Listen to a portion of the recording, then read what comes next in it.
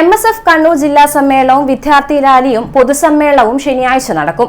പ്രഭാത് ജംഗ്ഷനിൽ നിന്ന് ആരംഭിക്കുന്ന റാലി സ്റ്റേഡിയം കോർണറിൽ സമാപിക്കും. തുടർന്ന് നടക്കുന്ന പൊതുസമ്മേളനം മുസ്ലിം ലീഗ് ദേശീയ സെക്രട്ടറി അഡ്വക്കേറ്റ് ഹാരിസ് ബീരാൻ ഉദ്ഘാടനം ചെയ്യും.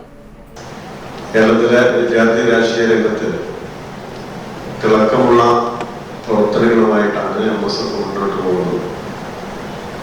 കഴിഞ്ഞ 35 കൊല്ലക്കാലത്തെ ചരിത്രത്തിൽ ആദ്യമായി കോഴിക്കോട് സർവകലാശാല യൂണിയൻ അതിന്റെ ചെയർമാനും ജനറൽ സെക്രട്ടറിയും ഉൾപ്പെടെ പ്രധാനപ്പെട്ട 4 മേജർ സീറ്റുകളും UDSFന്റെ ലേബലിൽ MSF തനിച്ച് ജയിക്കുകയും 35 കൊല്ലക്കാലത്തിന് ശേഷം ആദ്യമായിട്ട് യൂണിവേഴ്സിറ്റി യൂണിയന്റെ ചെയർമാൻ ജനറൽ സെക്രട്ടറി പദവികളിലേക്ക് MSF വളരെ ശക്തിയോടുകൂടി കരുത്താർജിച്ച് വന്നിട്ടുള്ള സമയത്താണ് ഈ സമ്മേളനം നടക്കുന്നത്.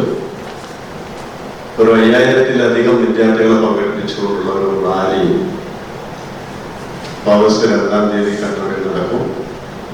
കഴിഞ്ഞ 26-ാം തീയതി മുതൽ അതോടനുബന്ധമായിട്ടുള്ള വിവിധ സമ്മേളനങ്ങൾ പല തരങ്ങളിലായി നടന്നു വരികയാണ്.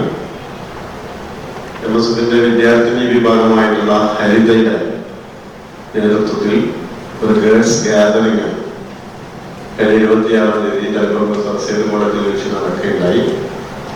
അതുപോലെ ഒരു സമൃദ്ധ ഫുട്ബോൾ മത്സരം തലശ്ശേരിയിൽ വെച്ച് നടന്നു.